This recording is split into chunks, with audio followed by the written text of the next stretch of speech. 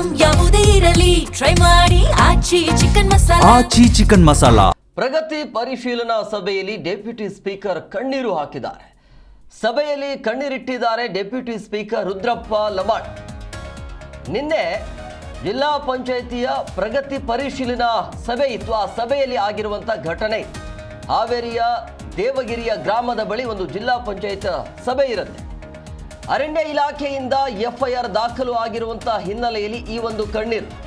ಅರಣ್ಯದ ಜಾಗ ಅಂಥೇಳಿ ತೆರವಿಗೆ ಈಗಾಗಲೇ ನೋಟಿಸ್ ಕೊಡಲಾಗಿದೆ.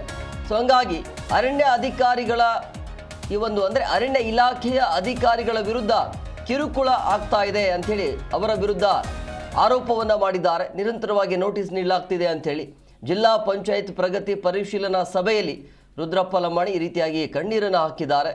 ಹಾವೇರಿಯ ದೇವಗಿರಿಯ ಗ್ರಾಮದ ಬಳಿ ಒಂದು ಜಿಲ್ಲಾ ಪಂಚಾಯತ್ ಪ್ರಗತಿ ಪರಿಶೀಲನೆ ಸಭೆಯಲ್ಲಿ ಈ ರೀತಿಯಾಗಿ ಕಣ್ಣೀರು ಹಾಕಿರುವಂಥದ್ದು. ಸ್ವತಂತ್ರ ಪೂರ್ವದಿಂದಲೂ ಕೂಡ ಅರಣ್ಯ ಪ್ರದೇಶಕ್ಕೆ ಹೊಂದಿಕೊಂಡು ಕೆಲವು ಗ್ರಾಮಗಳು ಇದ್ದಾವೆ, ಮೀಸಲು ಅರಣ್ಯ ಪ್ರದೇಶದ ವ್ಯಾಪ್ತಿಯಲ್ಲಿ ಗ್ರಾಮದ ಮನೆಗಳು ಬರುತ್ತೆ ಅಂಥೇಳಿ ಬೇಸರವನ್ನು ಹೊರಹಾಕಿದ್ದಾರೆ. ಈಗ ಜನರ ಮೇಲೆ FIR ಆಗಿದೆ ಅಂತ ಕಣ್ಣೀರನ್ನು ಹಾಕಿದ್ದಾರೆ.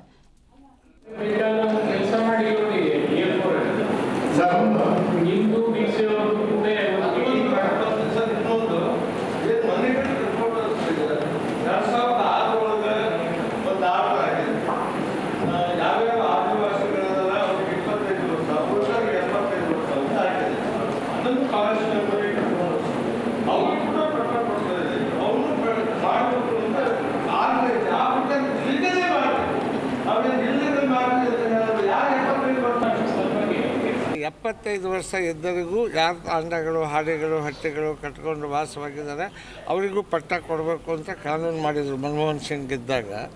ಅದೆಲ್ಲವೂ ಇದ್ದಾಗೂ ಸಹಿತ ಈ ಫಾರೆಸ್ಟ್ ಡಿಪಾರ್ಟ್ಮೆಂಟವರು ಸಾರ್ವತ್ರಿಕವಾಗಿ ಒಂದೇ ಸಾರ್ವಭೌಮ ಅಧಿಕಾರವನ್ನು ನಡೆಸ್ತಾ ಇದ್ದಾರೆ. ಇದರಿಂದ ಭಾಳ ಜನರಿಗೆ ಅನ್ಯಾಯ ಆಗ್ತಾ ಇದೆ. ನಮ್ಮಂಥರಿಗೆ ಈ ಪರಿಸ್ಥಿತಿ ಆದರೆ ಇನ್ನು ಇಲ್ಲದೇ ಇದ್ದಂಥ ಜನ, ಮೊನ್ನೆ ಆ ನೀರು ಕಟ್ಟಿ ಅಂತ ಒಂದು ಊರಿದೆ ಶಿಗ್ಗಾಂವ್ ತಾಲೂಕಲ್ಲಿ, ಅವರಿಗೆಲ್ಲ ನೋಟಿಸ್ ಕೊಟ್ಟು ಇಮಿಡಿಯೇಟ್ಲಿ ಖಾಲಿ ಮಾಡಿರಿ ಅಂತಾರೆ. ಕೋಲಾರದೊಳಗೆ ಖಾಲಿ ಮಾಡಿರಿ ಅಂತ ಹೇಳಿ ಅವ್ರನ್ನೆಲ್ಲ ಖಾಲಿ ಮಾಡಿಸೋಕ್ಕೆ ಆ ಜನ ಎಲ್ಲಿಗೆ ಹೋಗ್ಬೇಕು? ಇದು ಪ್ರಜಾಪ್ರಭುತ್ವ ವ್ಯವಸ್ಥೆಯಲ್ಲಿ ನಾವೆಲ್ಲ ಇದ್ಕೊಂಡಿದ್ರು ಕೇಂದ್ರ ಸರ್ಕಾರ ಈ ಕಾನೂನನ್ನು ಸಡಿಲು ಮಾಡಬೇಕು. ಮತ್ತು ಇಲ್ಲಿಂದ ಆರಿಸಿ ಹೋದಂಥ MP-ಗಳು ಇವ್ರು ಏನು ಮಾಡ್ತಾ ಇದ್ದಾರೆ? ಮತ್ತು ಜನರ ಸಮಸ್ಯೆ ಎಲ್ಲ ಗುರುತಿದೆ ಅವ್ರಿಗೆ. ನಮ್ಮ ಬೊಮ್ಮಾಯಿ ಅವ್ರಿಗೆ ಗುರುತಿದೆ, ರಾಘವೇಂದ್ರ ಅವರಿಗೆ ಗುರುತಿದೆ, ಆ ಪೂಜಾರಿ ಅಂತ ಅವರಿಗೂ ನಾನು ಪ್ರಶ್ನೆಯಲ್ಲಿ ಭೇಟಿಯಾಗೀನಿ.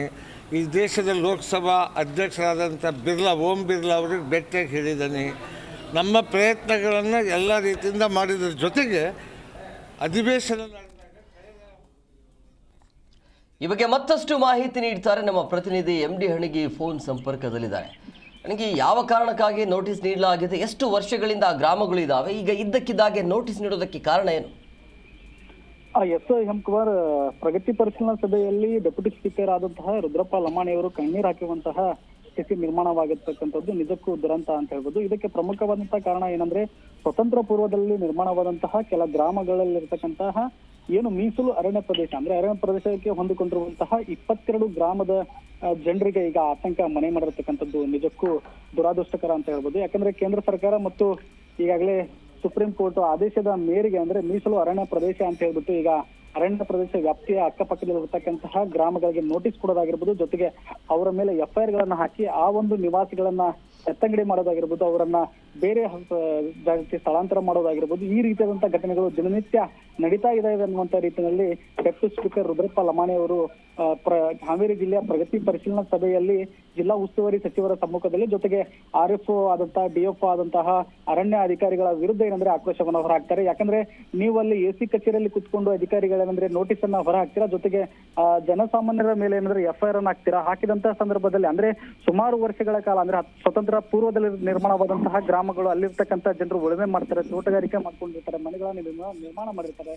ಅಂತಹ ಜನರು ಎಲ್ಲಿ ಹೋಗ್ಬೇಕು, ಜೊತೆಗೆ ಅವರ ವಿರುದ್ಧ FIR ಅನ್ನ ಹಾಕ್ತೀರಾ, ಜೊತೆಗೆ ಸ್ಥಳಾಂತರ ಮಾಡ್ತೀರಾ ಅಂತ ಜನರು ಏನ್ ಮಾಡ್ಬೇಕು ಅನ್ನುವಂತ ರೀತಿಯಲ್ಲಿ ಜನರ ಒಂದು ಜನರಿಗೆ ಸ್ಪಂದಿಸಬೇಕು ಅನ್ನುವಂತ ನಿಟ್ಟಿನಲ್ಲಿ ಕೇಂದ್ರ ಸರ್ಕಾರ ಆಗಿರ್ಬೋದು, ಸುಪ್ರೀಂ ಕೋರ್ಟ್ ಆಗಿರ್ಬೋದು, ಯಾರು ಸಹ ಸ್ಪಂದಿಸ್ತಾ ಇಲ್ಲ. ಇನ್ನಾದ್ರೂ ಸಂಬಂಧಪಟ್ಟಂತಹ ಕೇಂದ್ರ ಸರ್ಕಾರ ಆಗಿರ್ಬೋದು, ಸುಪ್ರೀಂ ಕೋರ್ಟ್ ಆಗಿರ್ಬೋದು ಆ ಕಾನೂನನ್ನ ಏನಂದ್ರೆ ಸ್ವಲ್ಪ ಸಡಿಲಿಕೆ ಮಾಡಿ ಸ್ವತಂತ್ರ ಪೂರ್ವದಲ್ಲಿ ನಿರ್ಮಾಣವಾದಂತಹ ಮೀಸಲು ಅರಣ್ಯ ಪ್ರದೇಶದಲ್ಲಿ ಯಾವ್ಯಾವ ಗ್ರಾಮಗಳಿದಾವೆ ಅದಕ್ಕೆ ಹಕ್ಕು ಪತ್ರವನ್ನು ಕೊಡಬೇಕು. ಜೊತೆಗೆ ಏನಂದ್ರೆ ಆ ಜನರಿಗೆ ಒಂದು ನಿಟ್ಟುಸಿರು ಬಿಡುವಂತಹ ಪ್ರಯತ್ನಕ್ಕೆ ಮುಂದಾಗಬೇಕು ಅನ್ನುವಂತ ರೀತಿಯಲ್ಲಿ ಕಣ್ಣೀರು ಹಾಕ್ತಾರೆ. ಪ್ರಮುಖವಾಗಿ ಈ ಒಂದು ಘಟನೆಯ ಸಂದರ್ಭದಲ್ಲಿ ಅಂದ್ರೆ ಜನರ ಒಂದು ಕಷ್ಟಕ್ಕೆ ಸ್ಪಂದಿಸುವಂತಹ ಅಧಿಕಾರಿಗಳು ಈ ರೀತಿ ಮಾಡಿದಂತಹ ಸಂದರ್ಭದಲ್ಲಿ ಜನಪ್ರತಿನಿಧಿಗಳಾದಂತಹ ರುದ್ರಪ್ಪ ಲಮಾಣಿ ಅವರು ಏನಂದ್ರೆ ತಮ್ಮ ಕ್ಷೇತ್ರದಲ್ಲೇ ಹೊಂದಿಕೊಂಡಂತಹ ಹಾವೇರಿ ಜಿಲ್ಲೆ ಗುತ್ತೂಲ್ ತಾಂಡ ಆಗಿರ್ಬೋದು, ಕರೂರ್ ಆಗಿರ್ಬೋದು, ಈ ಗ್ರಾಮದ ಜನರು ಸಮಸ್ಯೆಗಳನ್ನ ಹೇಳಲಿಕ್ಕೆ ಹೋಗ್ತಾರೆ. ಆ ಸಂದರ್ಭದಲ್ಲಿ ಏನಂದ್ರೆ ಭಾವುಕರಾಗಿ ರುದ್ರಪ್ಪ ಲಮಾಣಿ ಅವರು ಕಣ್ಣೀರು ಹಾಕ್ತಾರೆ.